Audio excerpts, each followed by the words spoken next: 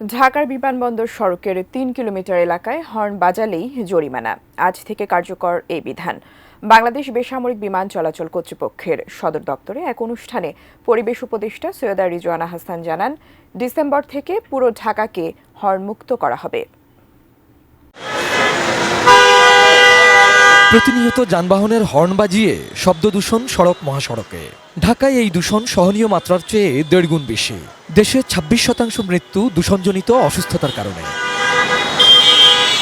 এমন বাস্তবতায় শব্দ দূষণ বিধি ২০০৬ অনুসারে ঘোষিত নীরব এলাকার বাস্তবায়ন চায় অন্তর্বর্তী সরকার। প্রাথমিকভাবে ঢাকার বিমানবন্দর সড়কের উত্তরে স্কলাস্টিকা থেকে দক্ষিণে লা মেরিডিয়ান হোটেল পর্যন্ত ৩ কিলোমিটার এলাকা বেছে নেওয়া হয়েছে। আমরা এই ৩ কিলোমিটার নিয়ে আপাতত কাজ করছি। গোটা ঢাকা শহরের যে শব্দ দূষণ, এটা আমরা আইনের প্রয়োগ জরিমানা দিয়ে শুরু করতে চাচ্ছি ডিসেম্বর জানুয়ারিতে।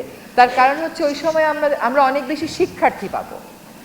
এত ট্রাফিক পুলিশ তো অন্য কাজ রেখে আমাকে দেওয়া সম্ভব না। অক্টোবর নভেম্বরে আমরা প্রধান সড়কে এরকম কিছু সচেতনতামূলক কাজ করব, যাতে করে বিষয়টা ছড়িয়ে যায় সবার মধ্যে। পরিবেশ উপদেষ্টা জানান, ৬০ ভাগের বেশি চালক কানে কম শোনেন, তাই হর্ন না বাজিয়ে গাড়ির গতি নিয়ন্ত্রণে রাখার উপর চালকদের তাগিদ দেন তিনি। ২৫০টিরও বেশি ডিজাইন অপশন নিয়ে ওয়ালটন স্মার্ট ফ্রিজ, বোঝে আপনার প্রয়োজন।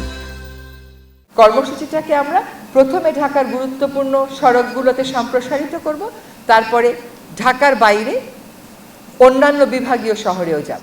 এর আগে সকালে বাংলাদেশ বেসামরিক বিমান চলাচল কর্তৃপক্ষের সদর দপ্তরে নীরব এলাকা কর্মসূচির উদ্বোধন করা হয়। এটি বাস্তবায়নে বেবিচকের পাশাপাশি এগিয়ে আসে বাংলাদেশ সড়ক পরিবহন মালিক সমিতিও। মালিক শ্রমিকদেরকে ইতিমধ্যে ২-৩ বার সড়ক পরিবহন ব্যবহার করে, এখানে শহরতলি সহ আন্তজেলা যারা এই পথ ব্যবহার করে, আমরা তাদের নিয়ে সভা করেছি, কাউন্সিলিং সভা করেছি, নির্দেশনা দিয়েছি।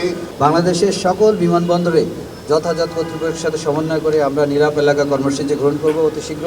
পরে শব্দ দূষণ থেকে রক্ষায় সচেতনতার বার্তা নিয়ে একটি শোভাযাত্রা বিমানবন্দর এলাকা প্রদক্ষিণ করে। Abul Kalam Azad, ATN news, Dhaka.